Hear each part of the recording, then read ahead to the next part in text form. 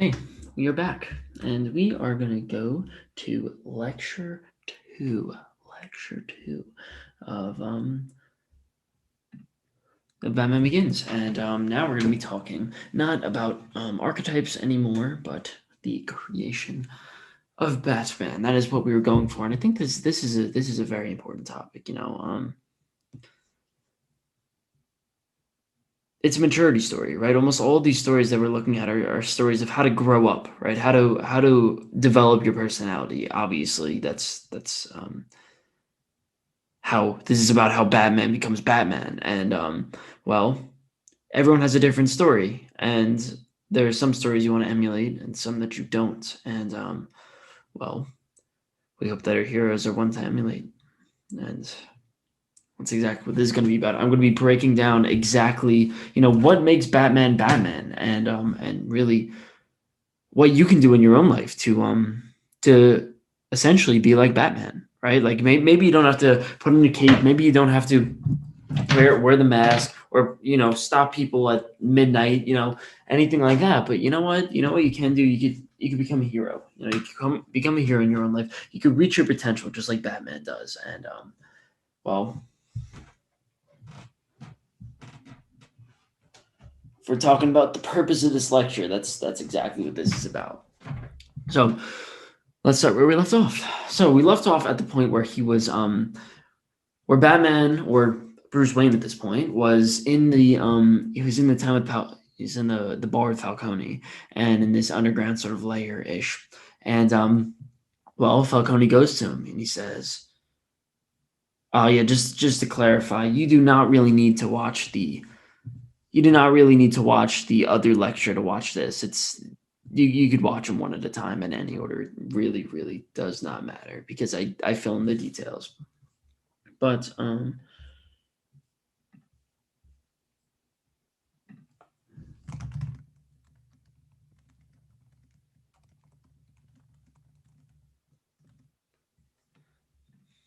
okay.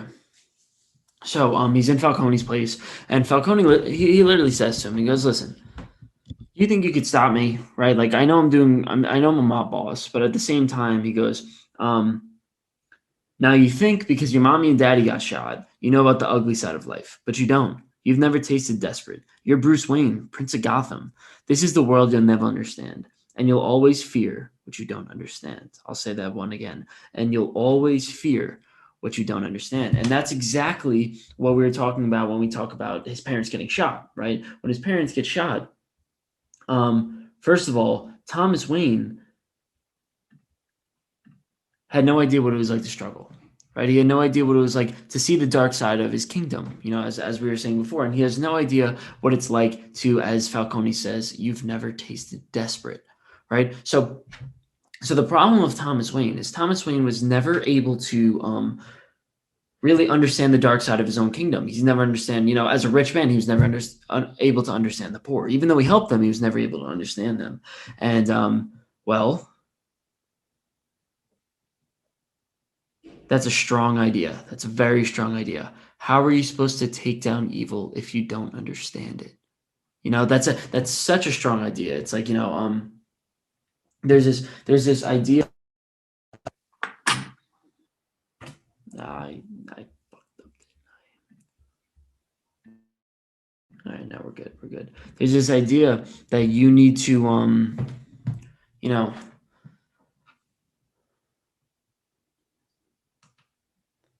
well, I like that. I like that.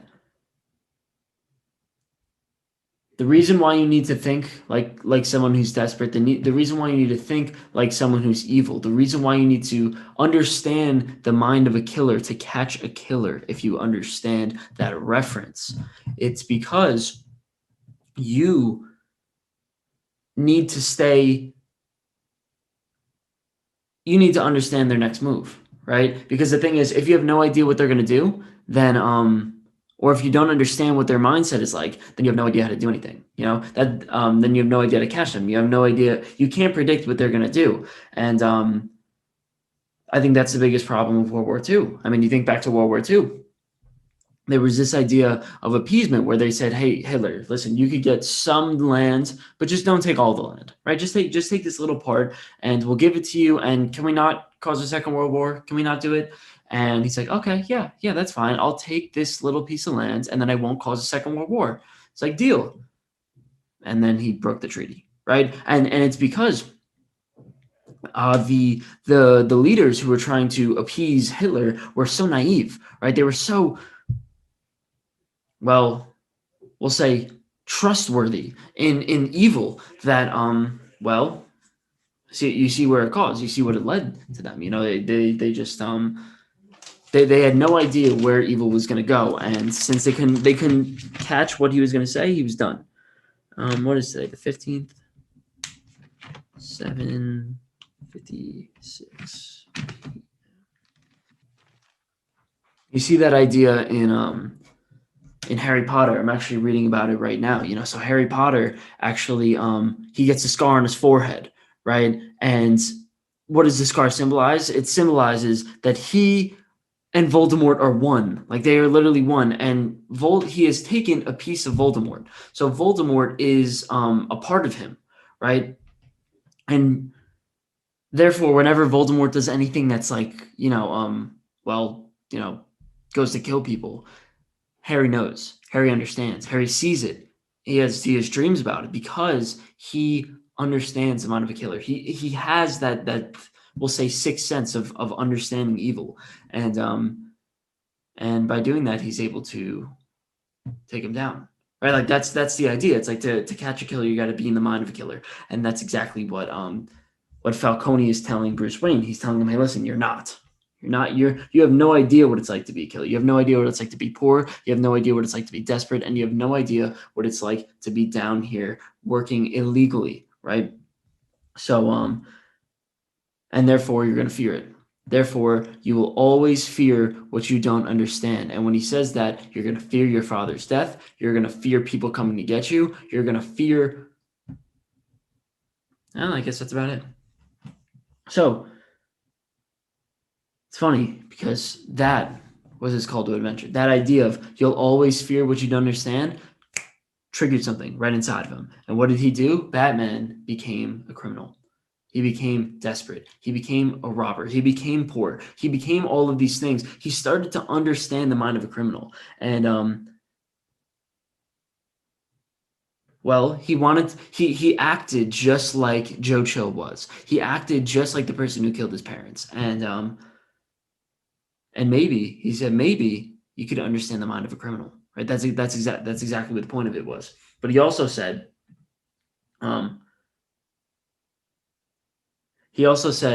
I started to understand them, but I never became one of them. And I think that's a strong idea. It's like, you're not going to, like, Harry Potter understands Voldemort,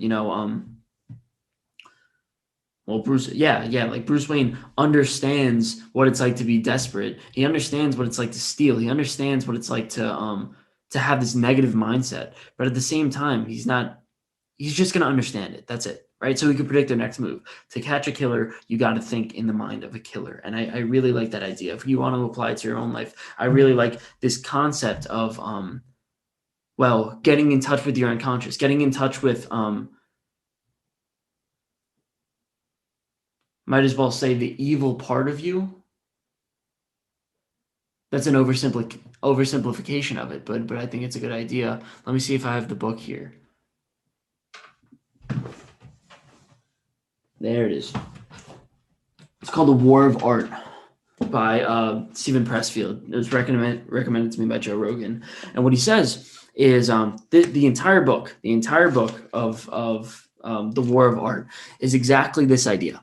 He says, whenever you want to go and name your project, follow your dreams, go to the gym, you want to start a new project, do schoolwork, just pick it, and anything that's hard, anything that's meaningful, right? Whenever you try to do these things, you're going to be hit with this thing called resistance. Resistance is the innate sense of laziness that we have, the innate sense of, oh, why do I have to go and do this? Why do I have to go and start? Why can't I just sit on the couch and be lazy? Why can't I just essentially just jerk off and do whatever, right?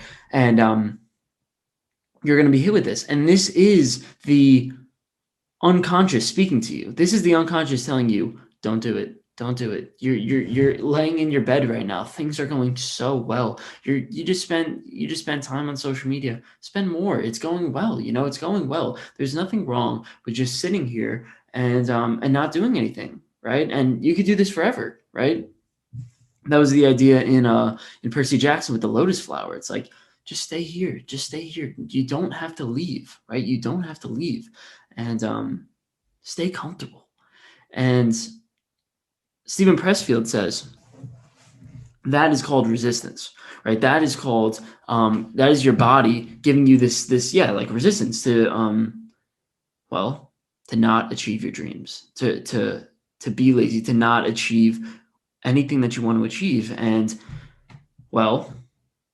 first of all, isn't it more valuable knowing this information? Every time that I get stuck, doing whatever, right? Today I spent a lot of time in my bed. I was like, gotta get up. Can't sit in my laptop and work from my bed. I need to get up and I need to start, going to my desk, go to office, whatever. Every time I do that, I think, okay, this is resistance. This is resistance. Then the best part is I go deep into my mind and I say, okay, I understand what my resistance is telling me to do. I understand why it's telling me to do that. And therefore, let me work with it, right? Maybe it's not, okay, I'm just gonna understand and therefore it's gonna make my life better. It's like, it's not that easy. I'm not just gonna understand and then magically get up and magically start doing the things I want to do. But instead, it helps you grasp the concept a little more. So, for example, I was sitting in my bed today and I was saying, man, this is resistance. This is tough. This is not easy. So what I'm going to do is I'm going to negotiate with myself instead of saying, okay, I'm just going to walk to the office and put on, like a nice set of clothes and get to work right away and work for 3 hours. It's like, no, it's not that easy. It's like, just get up and get some food. Just get up and get some food. Just work with it, right? That breaks the resistance a little bit. That breaks it down. So now you're a little bit active. Now you're not kind of stuck, sort of comfortable, that idea of being stuck in the couch and just kind of like being relaxed. And no, it started gets you up and then you get to get the wheels turned. It's like, all right, now let's get dressed, right? And when you start to do this, when you start to understand this, you can understand the, we'll say the evil parts of your own brain, which Stephen Pressfield calls resistance. So, I like that idea of being able to understand your unconscious a little bit more. It's a very, very powerful idea.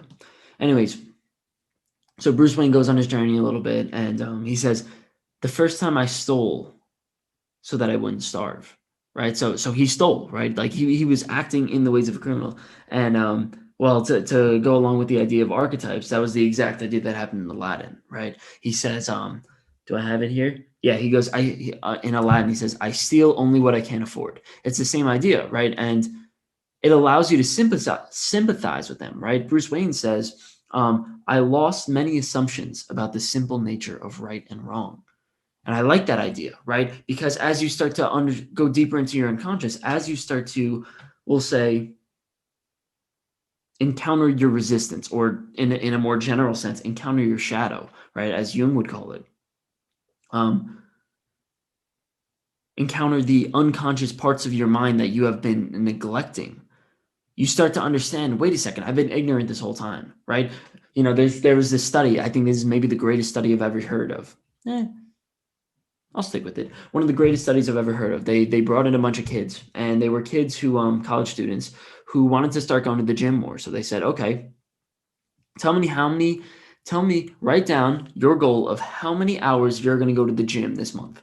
And the average was 20. So they said, okay, 20 hours, come back in a month. A month later, they came back, and on average, for the people who said they were going to go with 20, right, on average, the amount of time they actually spent at the gym was 6 hours, right? So you're saying, okay, that's not that great, obviously, right? So what do you think they say, okay, so make some goals for the next month, right? Make some goals to hopefully be able to achieve them, right? And you would think they would bring it down. You'd think they'd say 10, right? So I do 10, so then maybe I could hit that goal, and then I'll push it up to 15, then I'll push it up to 20, and then I end up at 20, right? But it takes a little while. Actually, what ended up happening was the average moved up from 20 of the average of predicted hours spent at the gym moved up from 20 to 25. How? How are the people so,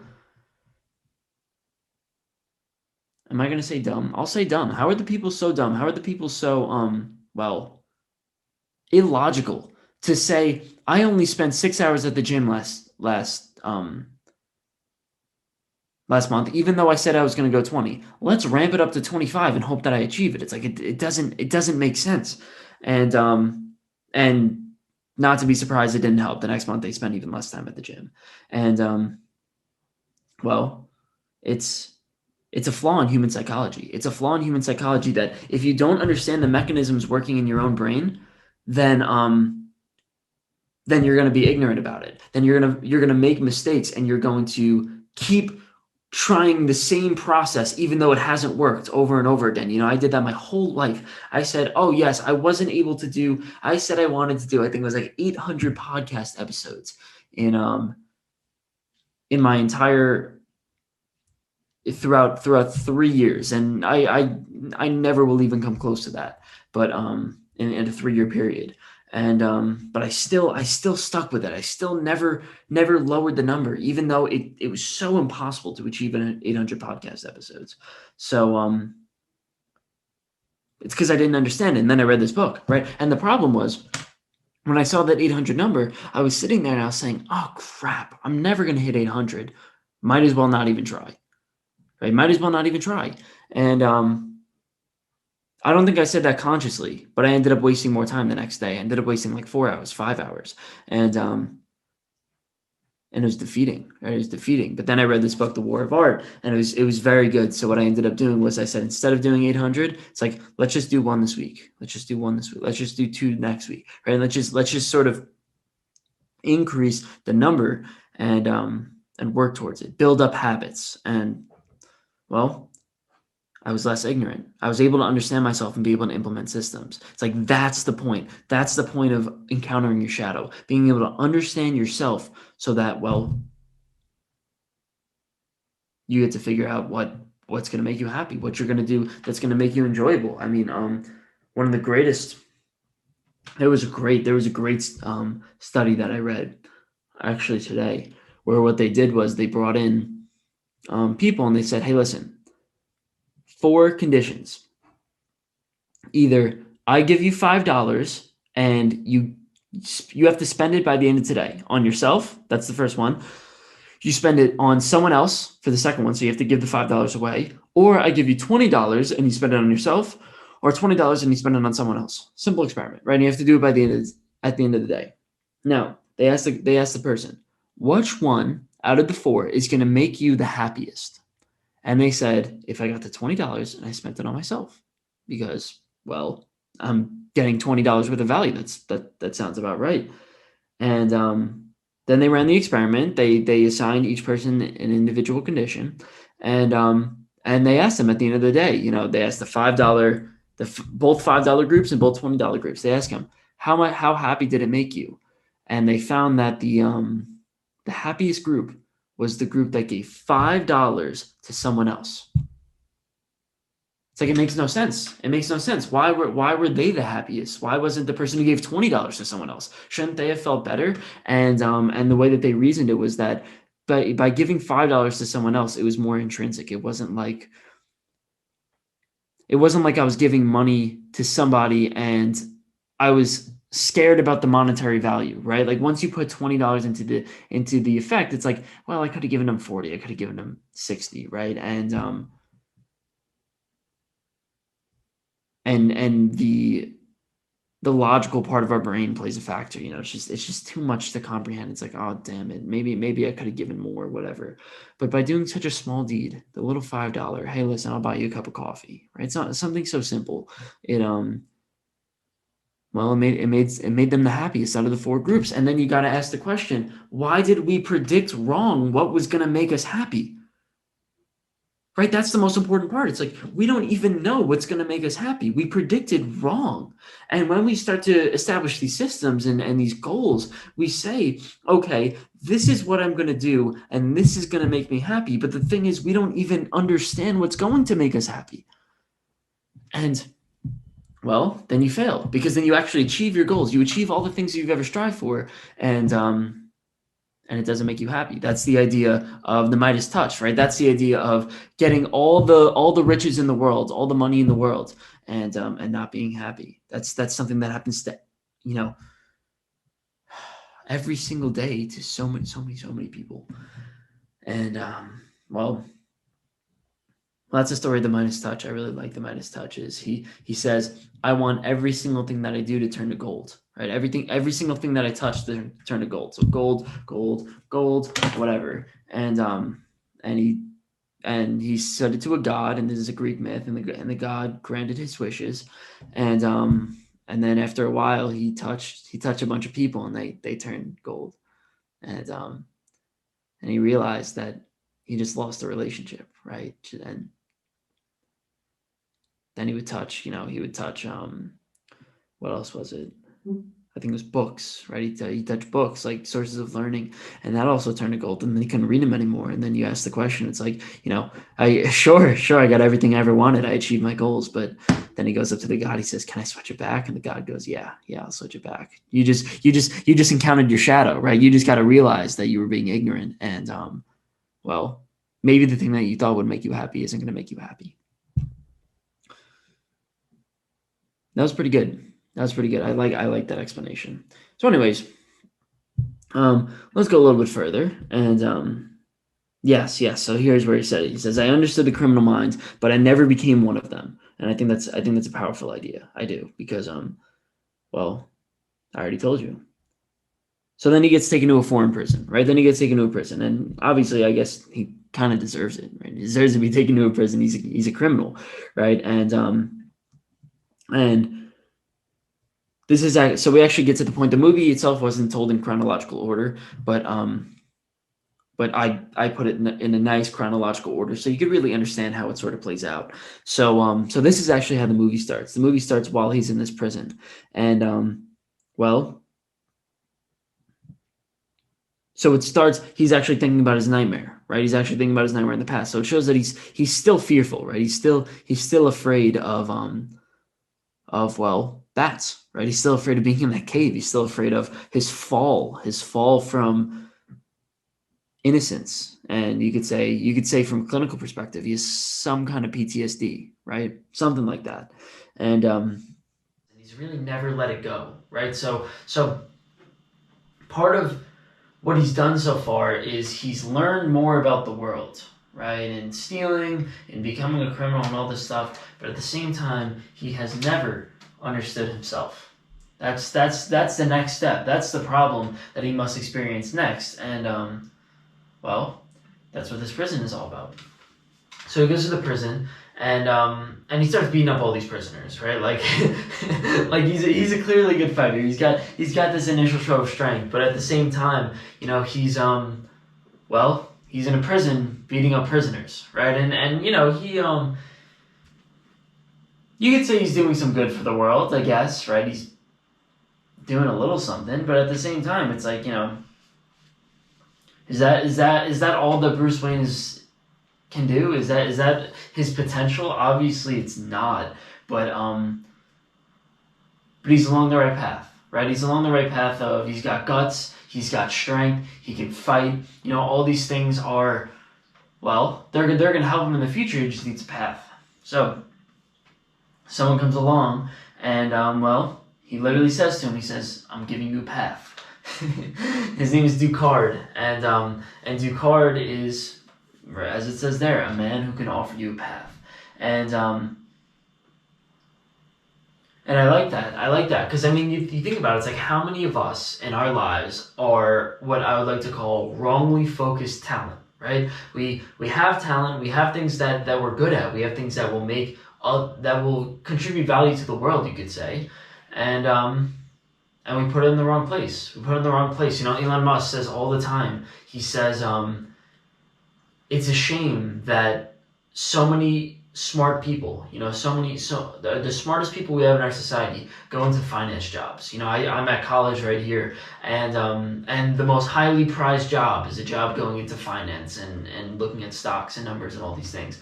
And while it will gain people a lot of money and people will be happy, well, you gotta ask, what value is somebody who's trading stocks? What value are they contributing to society? It's like so little. It's like they have so much potential. They have so much talent, but it's wrongly focused, right? And I think most of us do that in our lives. We really don't have a path. We don't know what we want to do, and well, you could think of Ducard not as a man, but as a figure of Bruce Wayne's unconscious, right? You could think of him as a muse. There's this great Greek tradition. It's called the Muse, and actually that's what Stephen Pressfield talks about in his book, The War of Art. I guess I'm just advertising this book today. I'm not getting paid for it, but so he talks about this idea of the Muse in Greek literature, and the idea of the Muse is it's the daughter of Zeus, and what she does is she comes in, and all they do is they give you ideas, right? So like, he said Beethoven, right? Beethoven made the beautiful symphonies, whatever. I don't know that much about Beethoven, but he said it was because a muse came by and just played him the first 3 tunes, or who just played him just a little bit, and gave him inspiration, right? The muses are guides for inspiration, and he said the same muse probably gave about 1,000 to 1,000,000 other people the same first 3 tones, but all of them said no. All of them denied it. All of them said, "Hey, listen, I don't know what to do with this," and then they just sort of let it go by, And but Beethoven took that little muse. He took that little flash of inspiration. He took that little symbol from his unconscious and made something out of it. Made something out of himself, and he chose that path. He chose the path that the muse gave him. And, well, the Greeks would tell you that that's divine, right? There's a divine element of something approaching you and saying, "Hey, listen, this can make your life better. This is going to improve your life." And all you got to do is follow it. That's the idea in Christianity that Jesus said, God is all around us. Men just do not see him. And, you believe that God is in heaven, but no, Jesus says God is all around us, men just do not see him. Divinity, opportunity is all around you. We just don't see it because we're so focused on the day-to-day. So that's the meaning of Ducard. Ducard is the mentor who,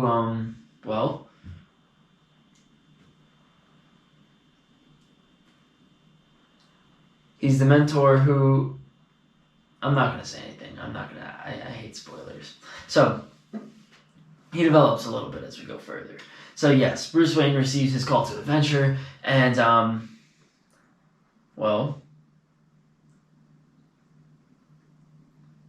Ducard goes up to him and he says, "Hey, listen, I'm going to show you a path, but you have to do all these things for me," which, sounds about right. He has to go and get a blue flower and climb up a mountain. So they're like, all right, cool.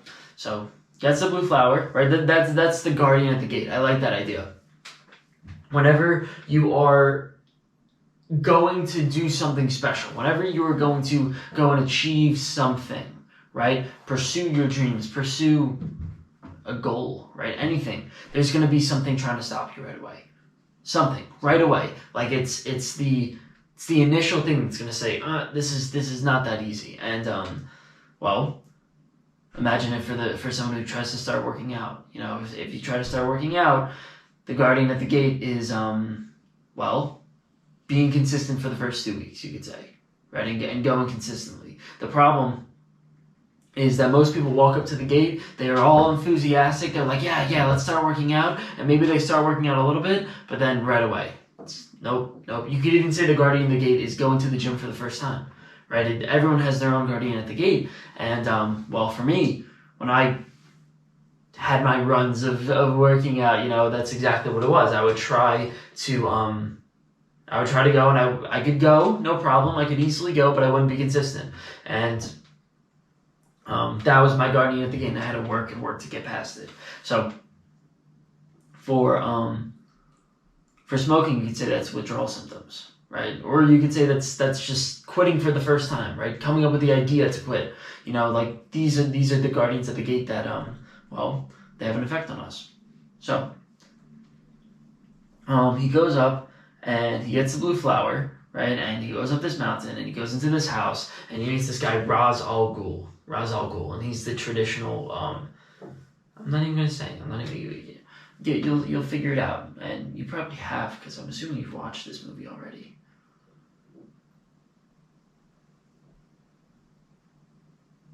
Whatever. So, he seems like a wise character, right? He comes off very, very wise, and well, he speaks a foreign language, right? So Ra's al Ghul, when they picture him, he is like the ultimate mentor. And Bruce Wayne tries to talk to him. He says, "What do you seek?" And Bruce Wayne says, "I seek the means to fight injustice, to turn fear on those who pray against the fearful." And well, Ra's al Ghul seems wise. Right, he comes off as wise. He comes off as a spiritual creature. You know, he speaks in a different language, and whenever someone speaks in a different language or in like a muffled language, they're always pictured as this.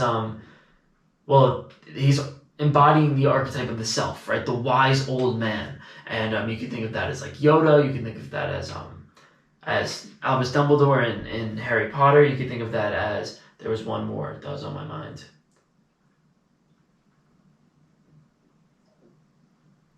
Well, something like a Jesus figure, right? So, something like that, you know, very speaks in, or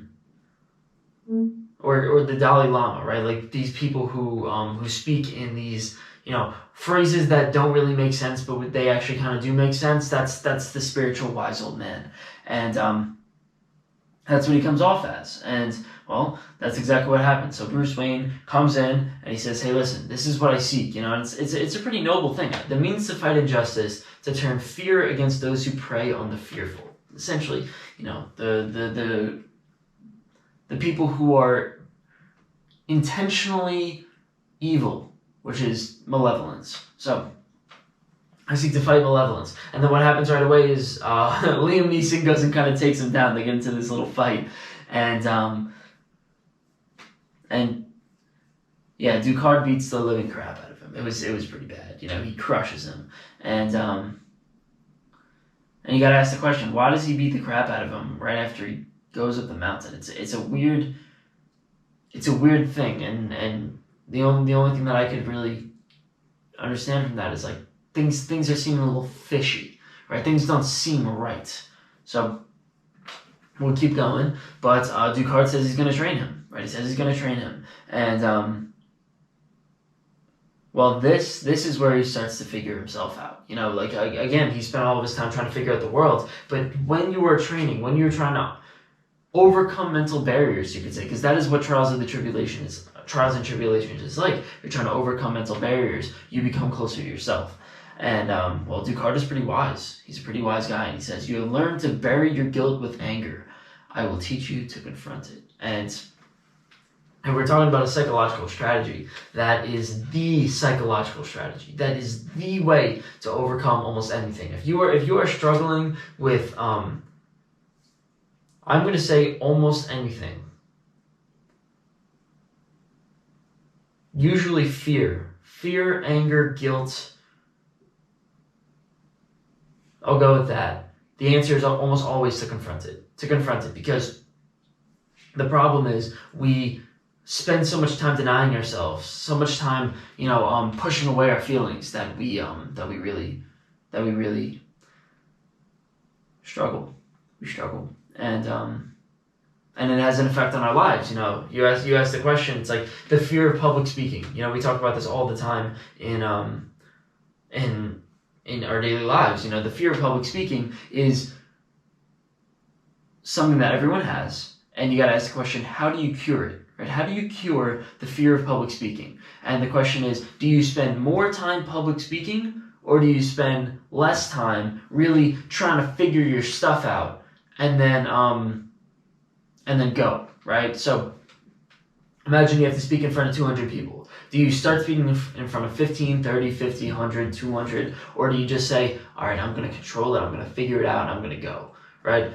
Once you step out, you're going to be screwed if you do the second method. And it's because you haven't confronted it, right? Confronting the trials and tribulations is exactly that idea of going 15, 30, 50, 100, right? So you start small, you go through your first trial. Then maybe you fail, but that's okay because it's only 15 people. And then you keep going and you keep going. You know, that when we talk about the guardian at the gate,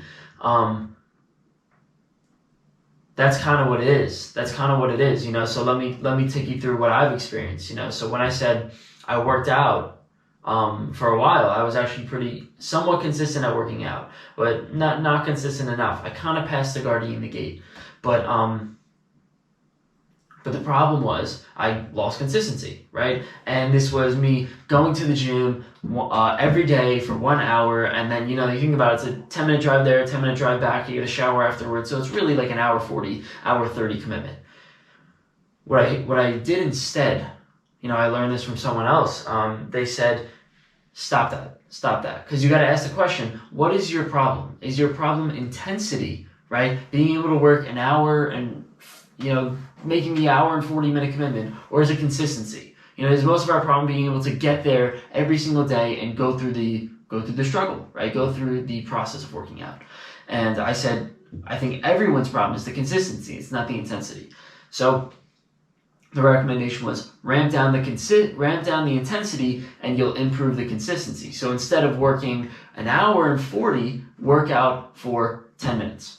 Right, and that's what I did. I started working out for, I think it was 5 minutes a day. All I did was a few push-ups, hangs from a pull-up bar, and that was it. And I did it for 70 days in a row, or something like that. 70 days in a row. And it's like, wow. I didn't gain any muscle. I didn't gain like 1 pound of muscle, but I got consistent, right? I got the consistency, and I've built a foundation. I've spoken in front of 15 people, you could say, right? And then on top of my 1 set of push-ups and hanging from a bar, which took me, like 3 to 5 minutes tops. Then I added on another workout. Then I added on another workout. And now I'm at the point where I'm doing 4 workouts every morning, which is like 10 minutes, right? But that's still not enough. And I've only been doing this for like 7 months now, you could say. But I know that if I keep going consistently, if I keep working out every single day, then eventually that's going to build up to 30 minutes a day, an hour a day, right? You keep doing that, and eventually you have your routine. It's the slow growth. It's the boring method, you could say, right? It's not one of those things where, you know, you get all the motivation to work out because you want to, I'll say, get rich quick, but, you know, obviously it's different. It's get strong quick, get muscular quick, get tone quick. But is it ever really that simple? Is it ever really that simple? You could just get up and do it. Just figure it out. The problem is not the intensity. The problem is not doing it quickly, because the thing is, you can't do it quickly. I think I'll say 1% of the people who actually go out and try and do it and start right away and just say, I'm going to go for an hour and 40 minutes, actually do it consistently. But the people who build the slow game end up, well, they've made it through their trials and tribulations. The people who are get rich quick, they're essentially just trying to skip the trials and tribulations. It doesn't work that way. So, well, Bruce Wayne goes through his trials, and, you know, he really does. He learns something about himself along the way. You know, it's mental and physical training. That's something that you got to realize. You know, so he's going on these fights, and well, he's just, you know, it's dueling essentially, and you know, to be able to do that, you need the mental clarity. You know, even if you know, if we're sticking with the same example, if you want to do working out, it's all mental. It's 100% mental, and you're not just training your body, you're training your mind. You learn something about yourself along the way, and that's exactly what's happening here. First, he learns to confront himself. You know, he says, Ducard comes here and he says, your parents' death is not your fault, mid-fight. It's like, what does that even mean, right? Like, why is he saying, in the middle of a fight, your parents' death is not your fault? And while he goes, your father died because he didn't act. He didn't confront the shadowy side of his own kingdom, you could say. You know, he didn't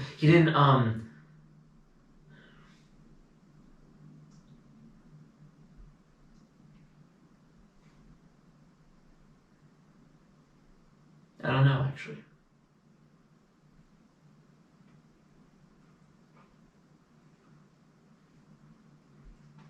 I don't know.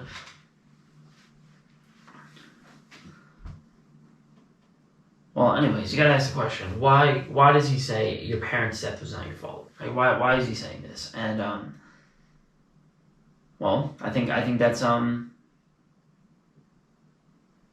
that's the confrontation part of it, right? Like as he's doing this, if we're saying Descartes is a figure of his unconscious, right? This is just instead of if he's a muse, right? Instead of this just being a weird conversational topic, it's an idea that pops up in Bruce Wayne's head. Right? That's exactly what it is. Like Bruce Wayne is thinking about it as he's doing this. And that's the meaning of him saying your parents' death was not your fault. It's just Bruce Wayne's thinking about it and he's confronting it as he's doing it. And well, it's his choice as to whether or not he wants to actually confront it, right? Like most people, this is what I would say the Eastern versus Western philosophy battle. Right, and in our Western society, in the Christian religion, we are repressive. We just push it down. We push it down, and it's a problem. It's a problem. Jesus, he's known for being this spiritual figure, openness and mercy and all these things. But he goes, there was one quote that really killed me. He goes, "Any man who looks upon a woman and lusts after her, he has committed adultery in his heart." And by saying that, he's saying adultery is a huge, huge sin in the Christian religion, and he's saying if you so much as think about that woman, if you so much as think about lusting after that woman, you are committing a grave, grave sin. And what he's doing there is he's constricting thought. Right? The thoughts that we have in our heads, he's telling you, repress them. Repress them. This natural impulse that we have for sex, right, is brought down. It's brought down. You can't use it. You can't even think about it. And well, that is repression. That is repression. You look at the Eastern philosophies, and Joseph Campbell, he says every single impulse, every single natural impulse that we have is seen in Japan as sublime, as beautiful. But to be able to beautify our natural impulses, you're able to confront them, you're able to understand them, and you can't look at them with so much shame and so much guilt. And if you do such a thing, then it's just, well, you end up with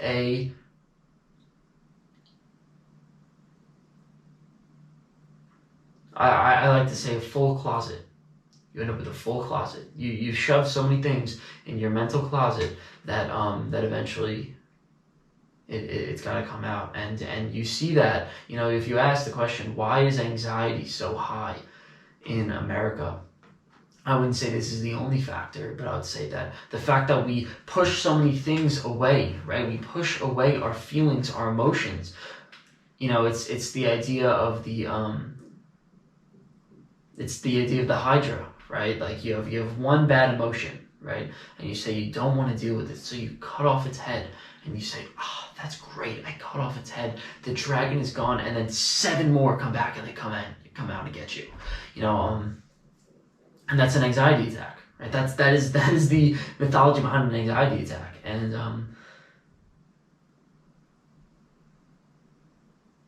well, it's like you got to handle the dragon a little bit differently. There was this idea, I read this, it was Kirk Westwood. He said, why do we do mouse traps, right? Like why in our lives do we say, okay, there are mice here. I'm going to try to lure the mice into my house and kill it. Why don't we do anything else? Why don't we try to lure them out of our house, right? Try to find a way to get them out. Why don't we try to, he says, why don't we make friends with the mouse, right? In sort of a sarcastic tone, by doing these things, he says, we think about it differently, right? We don't try to look at it the way that we've always thought about it. We can look at all the possible options, all the things that are happening inside of our brain. If we look at this system of Christianity, which is saying, here is the right way of doing it, and and if not, then you're sinning. And I believe that something like that is right? It's good to have this sort of rules, but I believe that he's wrong, right? I believe that in that case, Jesus is wrong. And, well, it restricts your option. It restricts your options, and now you're killing mice, but you're really luring them into your house, and now you gotta deal with, maybe more mice coming, and it's well, maybe you gotta think of something else. That's all I'll say. And we go a little further, and well, Ducard gives his little backstory. He says his wife was taken from him by criminals, sort of similar backstory as Bruce Wayne, and actually, I think that's the point. They have the same backstory. So Bruce Wayne's parents were taken from him by petty criminals, and Ducard's wife was taken from petty criminals. And he says, I learned from that point that criminals should be taken out, quote, without hesitation and without pity. We'll see how that plays out. So now we get to this confrontation point. We get to this great, what I call the final test. And well, now we understand why he had to take the blue flower. So Bruce Wayne had to take the blue flower, and it turns into a hallucinogenic. It turns into if you put it into what is it? Steam, I guess. Yeah. So you put it into hot water, and then it turns into steam, obviously, and then you smell it. And once you smell the vapor, it becomes a hallucinogenic. So the purpose of the hallucinogenic is to make you see your fears, to make you confront your fears, right? Because if you imagine, well, this is exactly what happens if you look at we'll call them primitive tribes, but I hate saying that. I'm going to have to come up with a new term for that. Or figure out or learn another new term for that. But for the primitive tribes, you see they have the peyote, they have the acid, they have the, essentially all the hallucinogenics that are banned from American society. What happens is they say that, or Americans that have gone there have said that you go there and it's an enlightening experience. It's actually enlightening to take these hallucinogenics, because the thing is, we have in our mind all these repressive factors. Imagine our brain has layers. That's the idea in Shrek, right? Ogres have layers, and our brains have layers, and the inner core is, well, surrounded by layers. And some of these, you're not going to get to the inner core unless you strip out all the outer layers. The outer layers can be seen as, consciousness, right? Repression, religion, society, education, dogma. All these things are the outer layers of our mind. And well, you have to peel back every single layer before you reach the inside. And what these people say is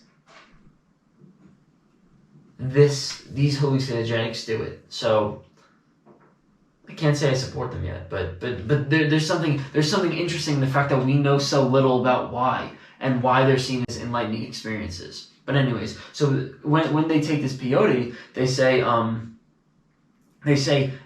it's actually one of the most difficult experiences you could possibly go through. It is struggle, it is pain, it is, well, imagine you've been suppressing an idea for so long because there's a reason you've been suppressing it, right? There's a reason why you choose not to think about it.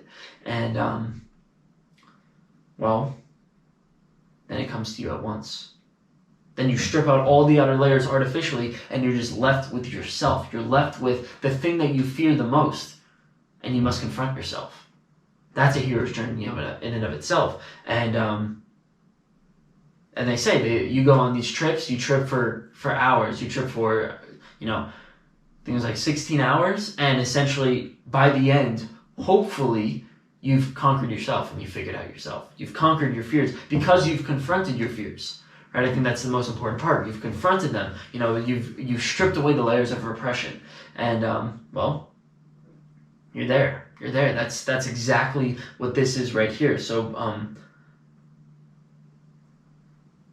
so Ducard gives him this hallucinogenic, and well, then.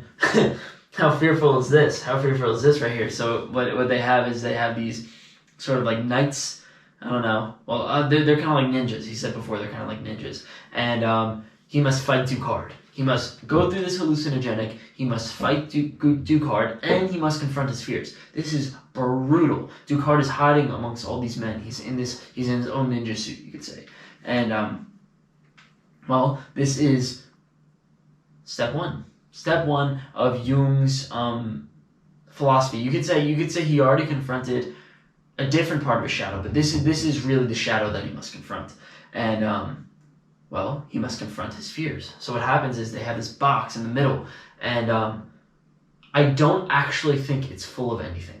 I don't think it's full of anything. I think the idea of the box is that once you open it, the thing that you most fear comes out, because at this point he's unconscious. He's hallucinating, right? So that's the same idea they have in Harry Potter with Bogarts, right? Bogarts are literally, you have this figure and it just turns into the thing you fear the most, and you must confront it. That's what Harry does. He confronts it, and well, so he opens the thing and a bunch of bats fly out, and a bunch of bats are going crazy, and now he must handle it, right? He must confront it. He must handle it, and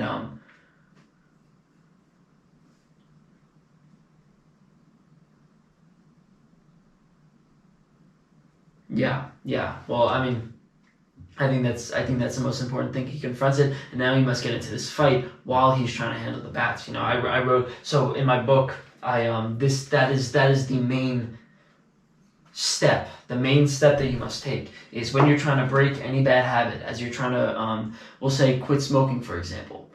One of my suggestions, and I wouldn't even call it a suggestion. I would say it's a must.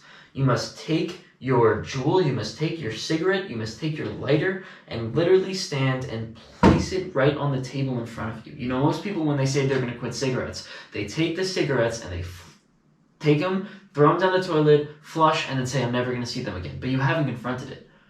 Right? That's the problem. You haven't, you're just throwing them away, right? You're not confronting the temptation. You're saying, I hope the temptation won't come back. What I'm saying is, you must confront the temptation, right? And what you must do is you must take your cigarette, you must take your jewel, and place it on the desk in front of you and stare at it.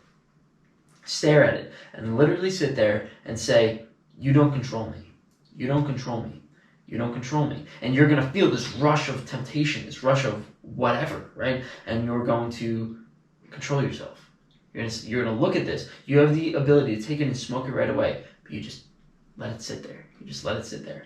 And then once you do that, step out of the room. Once you've handled it, step out of the room, gain composure. Either you're done for the day or you come back.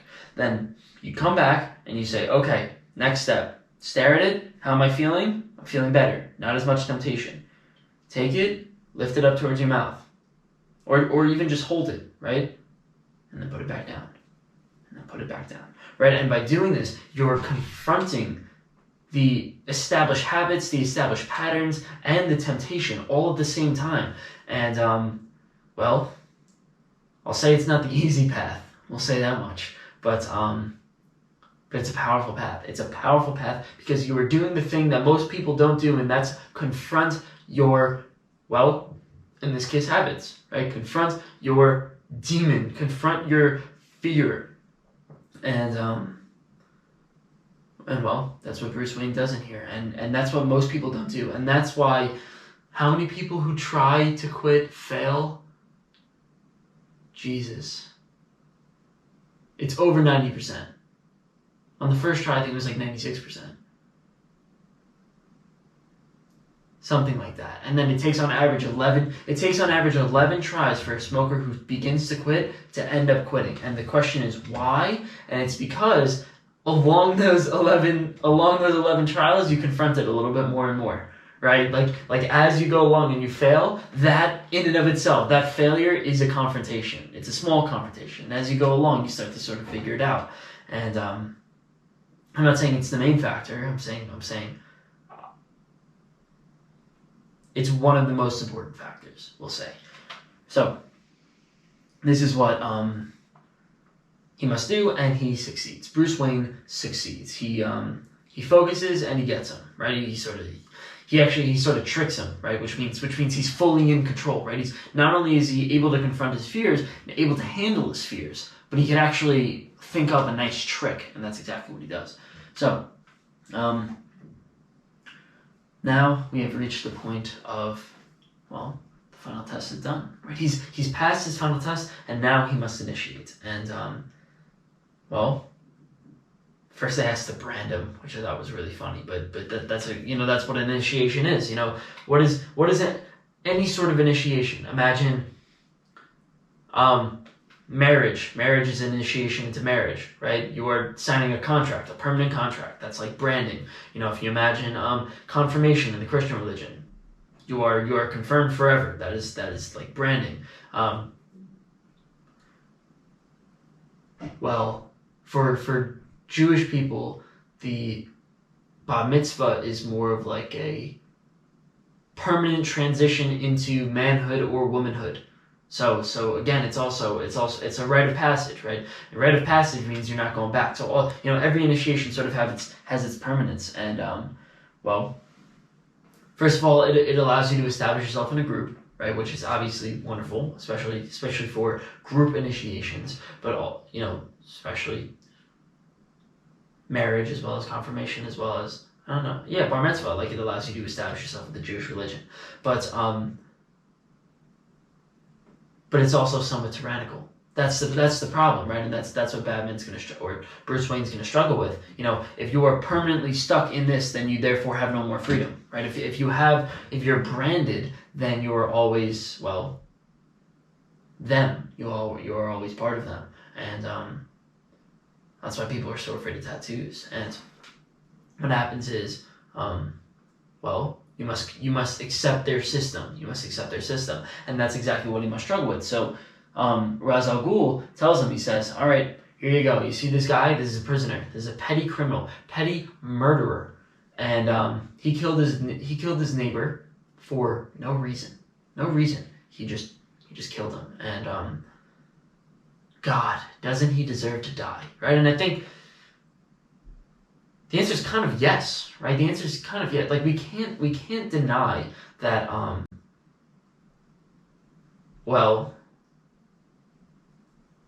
We have capital punishment in our system. So we can't deny that somebody who is murderous maybe deserves death, right? Deserves an extensive punishment. And for Bruce Wayne to enter into this, I'll call him a tribe. To enter into this tribe, he must execute this man. And this is the entire philosophy of it's called the League of Shadows, right? The League of Shadows is this place, and is this group. And the philosophy of the League of Shadows is, let's get back to it, when he says, when Ducard says, criminals should be taken out, quote, without hesitation, without pity, right? And by saying that, that's exactly what that's the group that he's getting into. That's the group that he's permanently being accepted into. You should, kill, right? You should kill, and also there's no legal system involved here, right? Like, there's no, they're not sending them to trial. They're not doing anything. They are the justice. They are the jury, and that's what I said when I was talking before about the essential question here, which is Rachel, which is the DA prosecutor at the government. You got to ask whether or not the government should be handling this or the people. So the League of Shadows are saying, hey, listen, this is something that the people should do. The people should be able to group together and take down these criminals. So Bruce Wayne says, I will not kill him, and he says why. And I think this was the greatest quote that Bruce Wayne has said in the entire series, because I've watched the entire series. He says, it separates us from them. That's why we shouldn't kill, because it separates the murderers from the murderers, right? Or the murderers from the good guys, you could say. The bad guys from the good guys. And when you murder people, right? And that's capital punishment, right? When you murder people, then you are a murderer. You are, in fact, a murderer. And it's a tough. I could make an entire video, and I think I'm assuming, because this is the main point in Batman, so I really don't want to get on it, because I know that people have spent their entire lives trying to answer this question and written entire reports about them, which many of them I read because I found they were very interesting. But I think this is something that's really fascinating. It separates us from them. So Batman, Bruce Wayne does not kill, and he says he must be tried, right? So he puts his faith in the legal system, and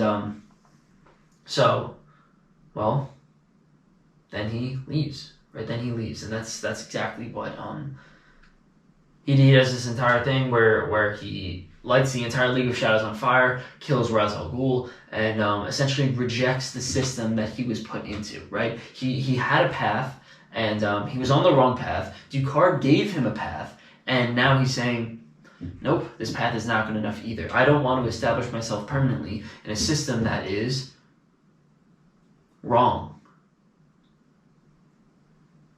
I had the same experience with the Christian religion. You know, I was very into it. I really, for a while, went to church every week, really liked it.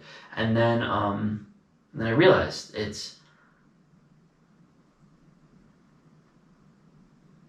I'm not even going to say not for me, because I think it's not, it denies some basic parts of humanity. You know, it denies something that is so human to us. And I say this often, you know, in terms of repression, but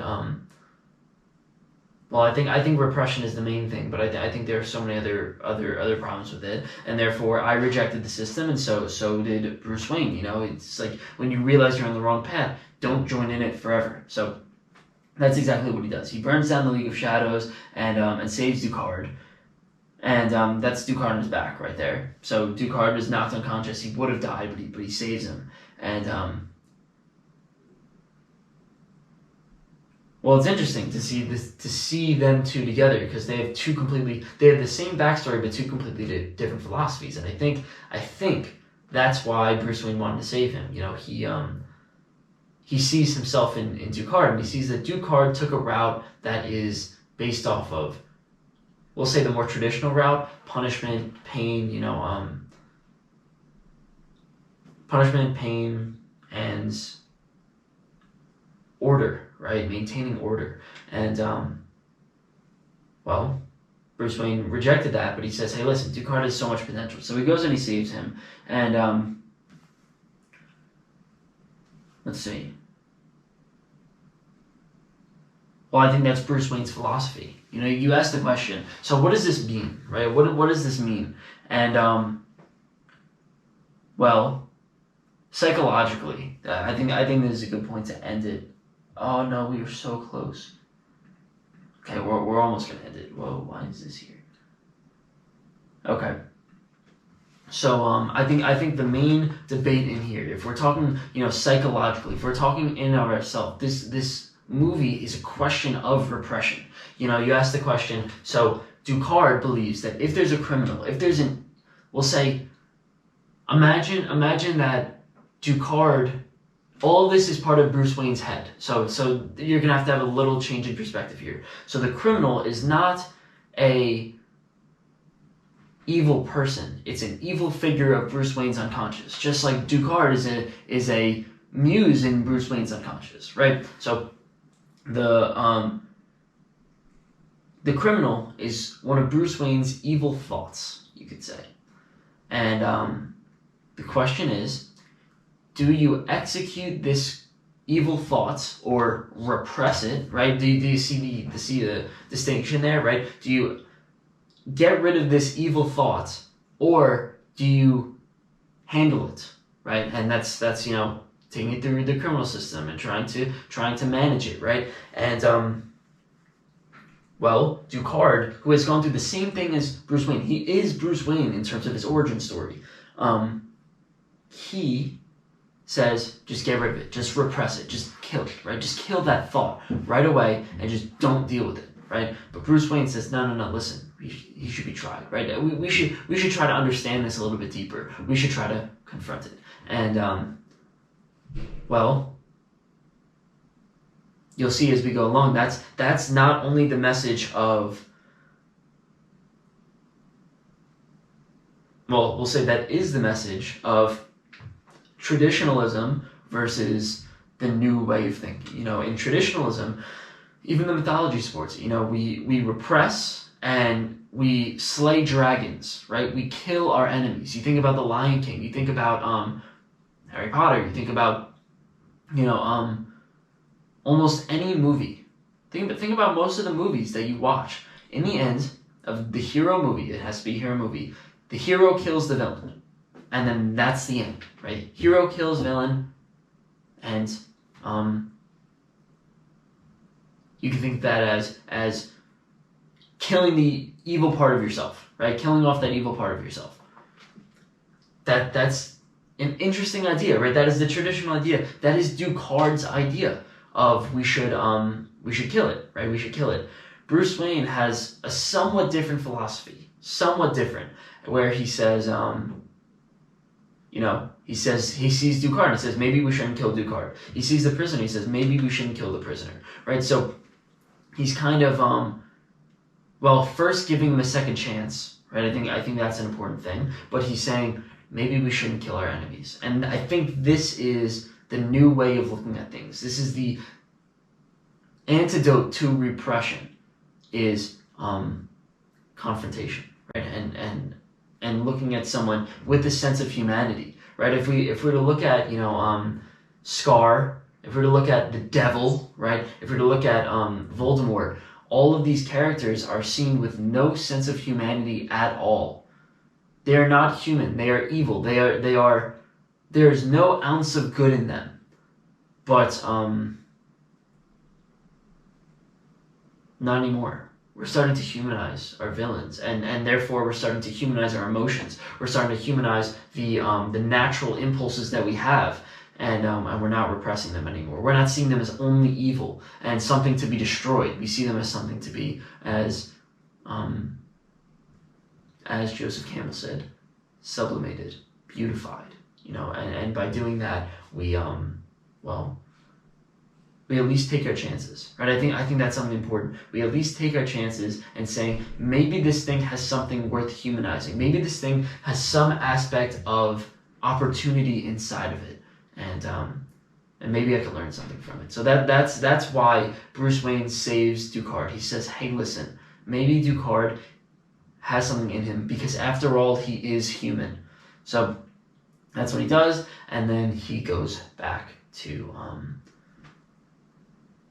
Gotham, and that's a great point of ending this. You know, I think I'm gonna have to do a part 2 of the makings of Batman, because I think there's so much more to Batman than, like, this is just the beginning of the makings of Batman. There's so much more, or I'll call it something else.